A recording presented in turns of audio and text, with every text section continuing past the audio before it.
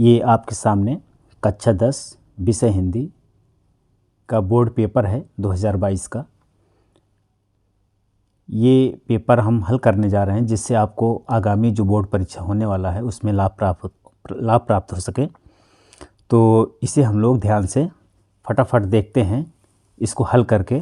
आप जैसे कि बोर्ड पेपर सामने स्क्रीन के सामने देख रहे हैं, अनुक्रमांक नाम, यहाँ पे कोड पेपर का कोड 901 2022 हिंदी, ठीक है। ये सारी चीज़ें आपको दिख रही हैं। अब समय 3 घंटा 15 मिनट, पूर्णांक 70 सब कुछ ऐसा ही रहेगा। तो इसको हम लोग एक एक प्रश्न को हल करेंगे। अच्छा, ये पेपर जो आपको बता दें, ये पेपर जो हम हल करने जा रहे हैं, 2 बातें अभी शुरू में ही स्पष्ट कर दें। पहला तो जितना हिंदी साहित्य का इतिहास है, चाहे पद्य साहित्य का इतिहास चाहे गद्य साहित्य का इतिहास, और जितने भी व्याकरण के क्वेश्चन हैं सभी बहुविकल्पी के रूप में पूछे जाएंगे। जो 20 नंबर के शुरू में बहुविकल्पी प्रश्न इस बार पूछा जाएगा, ये सारी चीज़ें अब बहुविकल्पी में पूछी जाएंगी। जैसे कि पिछले पेपर में जो आपके सामने हैं, एक नंबर अतिलघुत्तरी के रूप में पूछा जा रहा था। ओके, अब आगे हम लोग देखते हैं। पहला प्रश्न है, इस प्रश्न को ये बहुविकल्पी ही है, एक ही क्वेश्चन बहुविकल्पी पूछा जाता था आपके सामने। देखिए, पहला प्रश्न है, निम्नलिखित कथनों में से कोई एक कथन सही है, उसे पहचान कर लिखिए। पहला है कथन, प्रेमचंद एक महाकवि के रूप में प्रसिद्ध हैं। ये गलत है।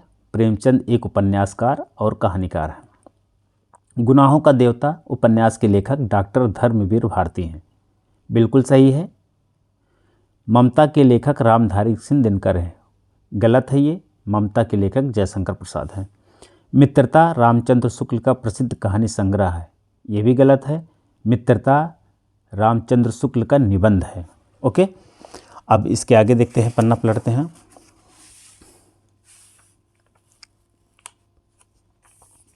देखिए, अब पूछ रहा है कि निम्नलिखित कृतियों में से किसी एक के लेखक का नाम लिखिए। सामने मैंने लेखक का नाम लिख दिया है। सेवा सदन मुंशी प्रेमचंद इसके लेखक हैं। सेवा सदन एक उपन्यास है। चंद्रगुप्त जयशंकर प्रसाद लेखक हैं। चंद्रगुप्त एक नाटक है। बर्फ़ की गुड़िया जयप्रकाश भारती इसके लेखक हैं। बर्फ़ की गुड़िया एक बाल साहित्य है। अतीत के चलचित्र महादेवी वर्मा इसके लेखक हैं। यह एक रेखा चित्र है। ठीक है। कलम का सिपाही में किस साहित्यकार का जीवन परिचय है? मुंशी प्रेमचंद जी का है। कलम के सिपाही में मुंशी प्रेमचंद जी का जीवन परिचय बताया गया है, जबकि कलम का सिपाही के लेखक का नाम है अमृत राय। किसी एक एकांकी लेखक का नाम लिखिए। डॉक्टर राम कुमार वर्मा प्रसिद्ध एकांकी लेखक हैं। आवारा मसीहा के रचनाकार हैं विष्णु प्रभाकर। ठीक है। और एक बात बता दें, आवारा मसीहा के रचनाकार विष्णु प्रभाकर हैं, लेकिन आवारा मसीहा में किसके बारे में बताया गया है, जीवन परिचय दिया गया है? आवारा मसीहा एक जीवन परिचय है, जीवनी है। इसमें शरतचंद्र चट्टोपाध्याय के बारे में बताया गया है। जैसे कि देखिए, पहला प्रश्न में पूछा कि किस साहित्यकार का इसमें जीवन परिचय है, मुंशी प्रेमचंद के। ऐसे आवारा मसीहा में शरतचंद्र चट्टोपाध्याय का जीवन परिचय है, लेकिन इसके लेखक विष्णु प्रभाकर है। छायावाद की 2 प्रमुख विशेषताएं लिखिए। आपको छायावाद की 2 प्रमुख विशेषताएं आपको बता दें। छायावाद की 2 प्रमुख विशेषताएं देखिए, आपके सामने स्क्रीन के सामने ला देते हैं। छायावाद की 2 प्रमुख विशेषताएं मैंने 4 दे दिया है, आप आराम से देख सकते हैं। वैयक्तिकता की प्रधानता, सौंदर्य भावना, प्रकृति का मानवीकरण, रहस्य भावना। ओके, अब इसको इधर कर दे। अब देखिए, अगला प्रश्न है, रीतकाल की 2 प्रमुख प्रवृत्तियाँ। रीतकाल की 2 प्रमुख प्रवृत्तियाँ और विशेषताएं एक ही बात होती है। अब यहाँ पे रीतकाल की प्रमुख प्रवृत्तियाँ देख लीजिए, आपके इसके सामने हम ला देते हैं। रीत ग्रंथों का निर्माण, ब्रज भाषा की प्रतिष्ठा, आश्रयदाताओं की प्रशंसा, श्रृंगार रस की प्रमुखता। इसमें से 2 कोई भी लिख सकते हैं। ओके, आगे देखते हैं। अब देखिए, किसी एक प्रगतिवादी कवि का नाम लिखिए। नागार्जुन। ठीक है, लेकिन इसके अलावा भी केदारनाथ अग्रवाल, त्रिलोचन, रांगी राघव भी हैं प्रगतिवादी लेखक, प्रगतिवादी कवि। अब देखिए, इसके आगे के गद्यांश है। निम्नलिखित गद्यांशों में किसी एक का संदर्भ सहित निम्नलिखित गद्यांशों में किसी एक गद्यांश के नीचे दिए गए प्रश्नों को उत्तर दीजिए। देखिए, यहाँ पे कुसंग का ज्वर सबसे भयानक होता है। यह केवल नीत और सद्वृत्ति का ही नाश नहीं करता बल्कि बुद्धि का विक्षय करता है। किसी युवा पुरुष की संगति यदि बुरी होगी तो वह उसके पैरों में बधी चक्की के समान होगी जो उसे दिन दिन के उन्नति के गड्ढों में गिराती जाएगी। ये मित्रता पाठ से है। इसके लेखक रामचंद्र शुक्ल हैं। ये गद्यांश। इसके नीचे फिर 3 प्रश्न दिए हैं, आप लोग देख सकते हैं आराम से। उपयुक्त गद्यांश संदर्भ लिखना है, फिर रेखांकित अंश की व्याख्या जो कि आपको यहाँ पे दिखा देते हैं। ये देखिए रेखांकित अंश से व्याख्या, जो रेखाएं इसकी व्याख्या करनी है। लेकिन बच्चों व्याख्या करने के लिए आप अच्छे से इस पूरे पैराग्राफ पढ़ के लिखेंगे। अब आइए फिर उसके नीचे अगले प्रश्न को। उपयुक्त गद्यांश में युवा पुरुष की संगति के संबंध में लेखक ने क्या बताया है? इस प्रश्न का उत्तर इसी गद्यांश से आपको लिखना है। 2 गद्यांश आते हैं, 2 में से एक करना होता है। इसके नीचे देख लीजिए अगला गद्यांश। पहले पहाड़ काटकर उसे खोखला कर दिया गया, फिर उसमें सुंदर भवन बना दिए गए। जहाँ खंभों पर हमारी मूर्ति बेहस उठी, भीतर की समूची दीवारें और छत रगड़ कर चिकनी कर ली गई, तब उसकी ज़मीन पर चित्रों की एक दुनिया बसा दी। चित्रों की दुनिया यानी कि अजंता पाठ से लिया गया है, जिसमें चित्रकारी के बारे में बताया गया है अजंता एलोरा गुफा में। पहले प्लस्तर लगाकर आचार्यों ने उन पर लहराती रेखाओं में चित्रों की काया सिरज दी, फिर उसके चेले कलावंतों ने उनमें रंग भरकर प्राण फूंक दिए, फिर तो दीवारें उमक उठी, पहाड़ पुलकित होते। इसके नीचे भी प्रश्न है 3 जैसे पहले गद्यांश के थे, देख लीजिए। संदर्भ लिखिए, व्याख्या कीजिए। पहाड़ों को किस प्रकार जीवंत बनाया गया अजंता के आधार पर इसे स्पष्ट करिए। यानी इस प्रश्न का उत्तर इसी पैराग्राफ से करना है। यह पैराग्राफ अजंता पाठ से लिया गया है, जिसके लेखक भगवत शरण उपाध्याय हैं। अगला देखिए क्वेश्चन।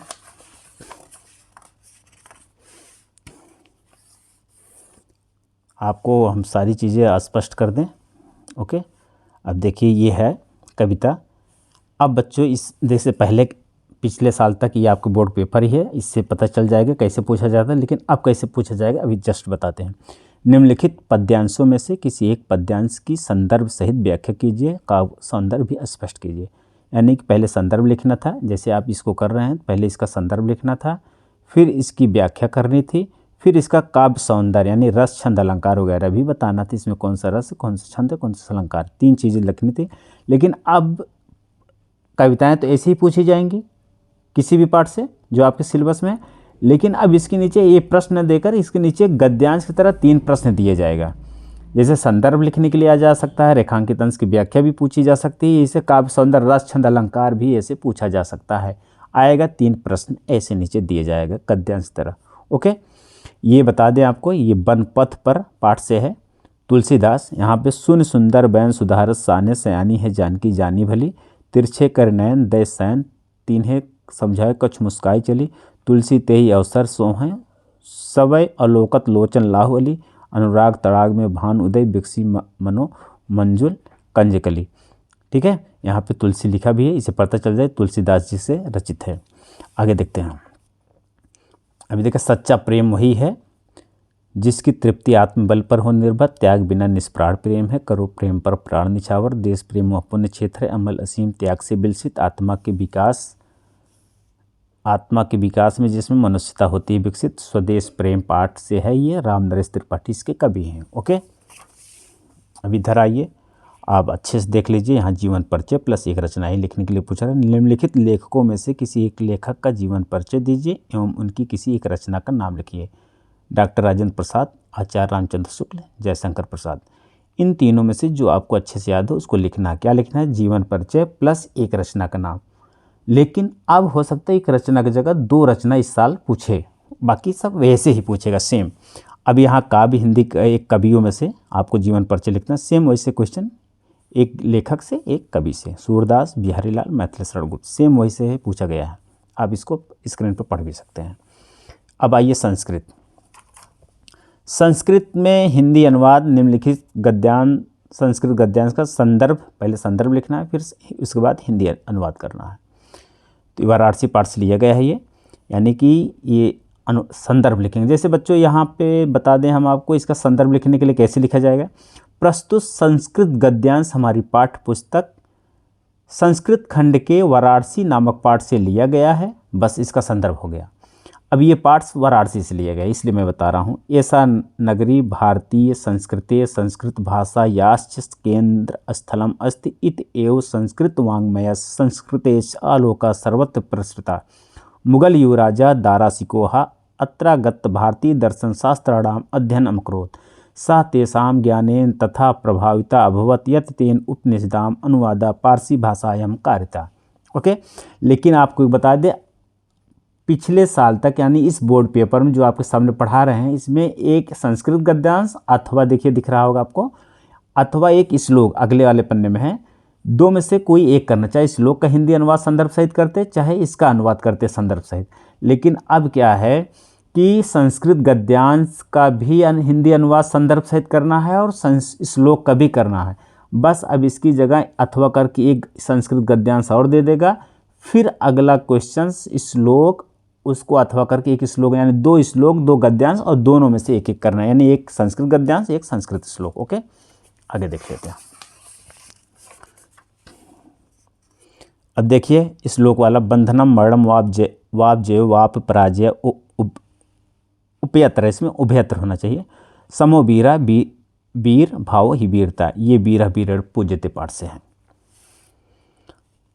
अपने पाठ पुस्तक में से कंठस्थ किया हुआ कोई एक श्लोक लिखिए जो इस प्रश्न पत्र में ना आया हो, यानी कि जो कंठस्थ माने जो आपने याद किया है कहाँ से, अपने पाठ पुस्तक से, यानी कि आपके सिलेबस में जो जो पाठ है संस्कृत का उसमें से कोई एक श्लोक वो लिखिए जो इस प्रश्न पत्र में ना आया हो। तो इस प्रश्न पत्र में ये श्लोक आ चुका है तो इसको नहीं लिखना है, इसके अलावा जो आपने अपनी किताबों से याद किया है वो लिखना है। एक बात और अच्छे से क्लियर जान लीजिए, बाहरी श्लोक नहीं लिखना है, जो आपके सिलेबस में है यानी पाठ पुस्तक में निर्धारित जो पाठ उन्हीं में से श्लोक को याद करके लिखना है। ठीक, अच्छा आगे देखिए।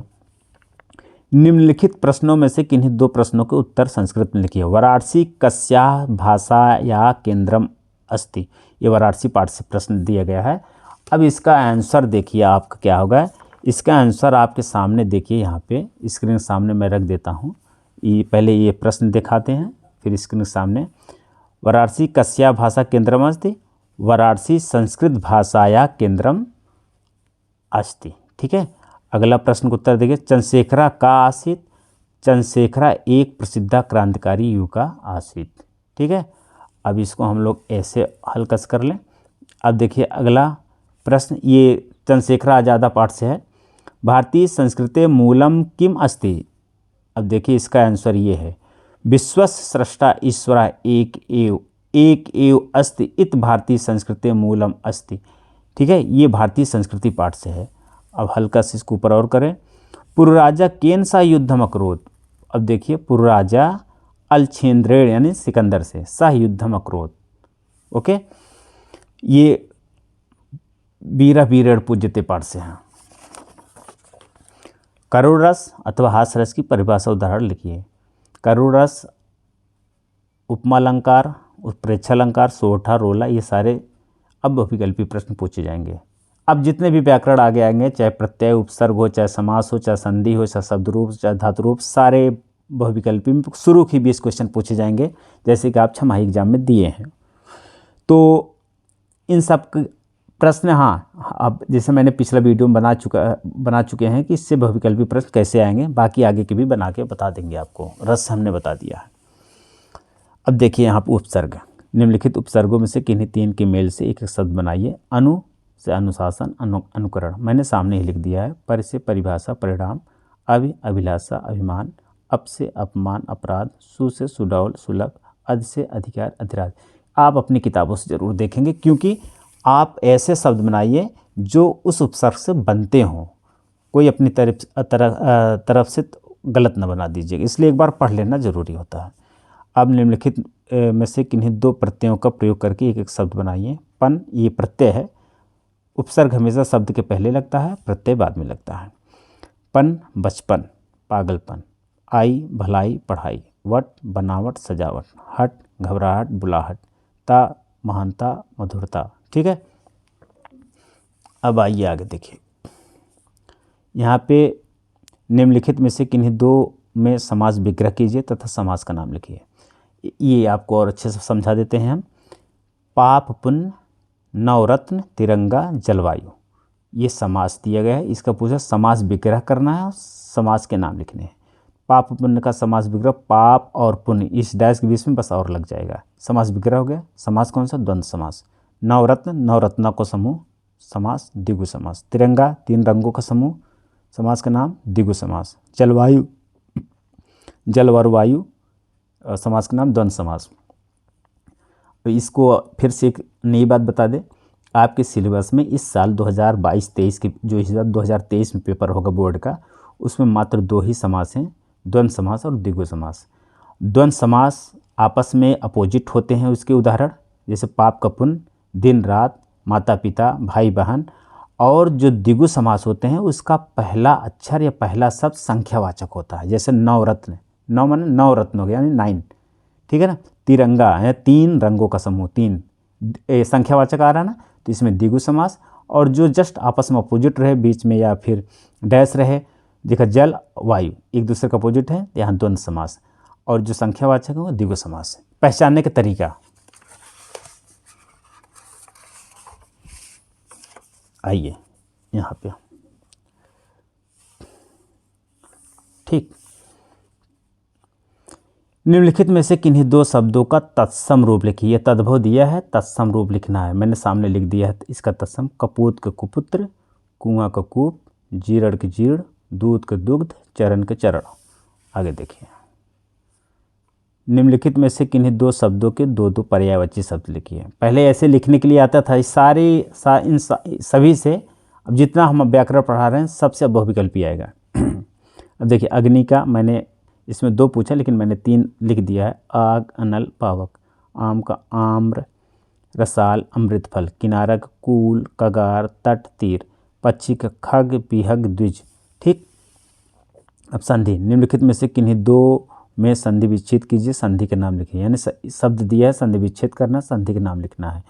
अब आपको बता दो, इस साल 2023 में जो बोर्ड पेपर हिंदी में होगा उसमें मात्र यही एक यड़ संधि है, ठीक है। इसमें मात्र ही एक यड़ संधि है। इन्हीं यड़ संधि से, इसलिए समास का नाम तो आँख मूंद करके आप यड़ संधि लगा देंगे अगर कोई संधि के नाम पूछता है तो। और संधि विच्छेद आप अपनी किताबों से अच्छे से उस यड़ संधि के जितने उदाहरण है सब पढ़ लेंगे, कैसे संधि विच्छेद हो रहा है। जैसे प्रत्येकक प्रतिधन एका, पित्रागक पितृधन आज्ञा, यद्यपि कि यद्यधन अपि, प्रति उत्तरम के प्रतिधन उत्तरम। ओके। अब अगला देखिए, यहाँ पे निम्नलिखित शब्दों के षष्ठी विभक्ति का बहुवचन रूप लिखिए। षष्ठी विभक्ति यानी कि जो शब्द रूप होते हैं उसमें विभक्ति और बहुवचन को ध्यान से आपको देखना है। विभक्ति के नीचे जैसे विभक्ति लिखा है उसके नीचे प्रथमा, द्वितीय, तृतीय, चतुर्थी, पंचमी, षष्ठी, सप्तमी, ये सारे विभक्ति हैं। फिर ऊपर एक वचन, द्विवचन, बहुवचन। तो विभक्ति की प्रथमा के सामने जितने शब्द हैं प्रथमा विभक्ति, द्वितीय के सामने द्वितीय विभक्ति, ठीक है। ऐसे तृतीय के सामने तृतीया, और एक वचन के नीचे सारे शब्द एक वचन, द्विवचन के नीचे सारे शब्द द्विवचन, बहुवचन के नीचे सारे शब्द बहुवचन। अब आपको मधु अथवा नदी यानी इन 2 में से पहले एक करना होता था, फल अथवा मतिम से एक करना था। तो लेकिन अब सबको पढ़ना है क्योंकि बहुविकल्पी आएगा। तो जैसे मधु का षष्ठी विभक्ति एक वचन होगा मधु नाम, नदी का नदी नाम, फल का फला नाम, ओके, और मति का मति नाम। तो अब आइए देखिए, ध्यान से देखते हैं हम लोग।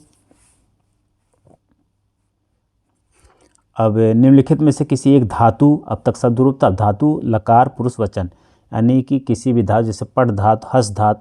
तो पट धातु में 5 लकार होते हैं, जैसे लट लकार, लोट लकार, लंग लकार, विधलिंग लकार, लिट लकार, ठीक है। ऐसे 3 पुरुष होते हैं, प्रथम पुरुष, मध्यम पुरुष, उत्तम पुरुष। ऐसे ही वचन 3 होते हैं, एक वचन, द्विवचन, बहुवचन, ओके। तो अब इसमें पूछ रहा है कि इसका लकार लिखिए। जैसे पठतम की क्या है, लोट लकार, मध्यम पुरुष, द्विवचन। अब इसको ध्यान से देखिएगा। अहसत के लंग लकार, मध्यम पुरुष, बहुवचन। अपठम के लंग लकार, उत्तम पुरुष, एक वचन। असाम के लट लकार, उत्तम पुरुष, एक वचन। आप इसे किताब से अच्छे से देख लेंगे, ओके। निम्नलिखित में से किन्हीं 2 वाक्यों का संस्कृत में अनुवाद कीजिए। देखिए, अनुवाद भी पूछता है आपको, यहाँ पे ध्यान दीजिए। मैंने इसका अनुवाद करके लिख भी दिया है। सभी सुखी हों, सर्वे भवन्तु सुखिनः, यानी किन्हीं 2 का करना था लेकिन जो इसमें सारा हो। सभी सुखी, सर्वे भवन्तु सुखिनः। बालिकाएं खेल रही हैं, बालिका क्रीडत। आकाश को पुस्तक दो, आकाशस पुस्तकम दहत। वृक्ष से पत्ते गिरते हैं, बहुत इंपॉर्टेंट अक्सर पूछा जाता है। वृक्षात पत्राण पतंत। भारत हमारा देश है, भारतः अस्माकं देशः अस्ति। ठीक, अब देखिए यहाँ पे ये आपके सामने दिखा देते हैं। निबंध है, इसमें से जो आपको अच्छे से याद आ रहा हो आपको लिख सकते हैं। इनमें से एक निबंध लिख लेंगे। ये देखिए आपके सामने 5 निबंध दिया है। स्वच्छ भारत अभियान, विज्ञान वरदान या अभिशाप, प्रदूषण की समस्या और समाधान, देश प्रेम, जनसंख्या वृद्धि की समस्या एवं समाधान। अब इसके आगे खंडकाव्य दिया है। अलग अलग जिलों में अलग अलग खंडकाव्य होते हैं। आप अपने अपने ज़िले के जो खंडकाव्य हो उसी के आधार पर लिखेंगे। ओके, अपने पठित खंडकाव्य के आधार पर निम्नलिखित प्रश्नों में से किसी एक का उत्तर लिखिए। इस साल भी ऐसे ही प्रश्न पूछा जाएगा। मुक्तिदूत खंडकाव्य के प्रथम सर्ग को कथावस्तु, प्रथम सर्ग की कथावस्तु अपने शब्दों में लिखिए। यानी कथावस्तु यानी कि उसका एक प्रकार का सारांश समझिए, उसको अपने शब्दों में किसका, प्रथम सर्ग के। ठीक, फिर दूसरा दिया मुक्तिदूत खंडकाव्य के नायक की चारित्रिक विशेषताएं लिखी हैं। नायक इनके महात्मा गांधी हैं, यानी उनका चरित्र चित्रण करना है। इन दो में से कोई एक ही करना है। ठीक है, 3 नंबर का। तो ये ऐसे ही अलग अलग जिलों के अलग अलग खंडकाव्य हैं जो आपके सामने मैंने दे दिया है। जिन जिलों में जो खंडकाव्य चलते हैं उन्हीं को करना है। 2 दिया है, 1 करना है। ओके, आपको अगला भी दिखा देते हैं क्वेश्चन सारे, जिससे अलग अलग जिले वाले भी अपना क्वेश्चन देख सकते हैं। देखिएगा ध्यान से, आप इसको ध्यान से पढ़ सकते हैं। ओके, अब इसके बाद भी पन्ना पलट कर दिखा दे आपको। ये देखिए,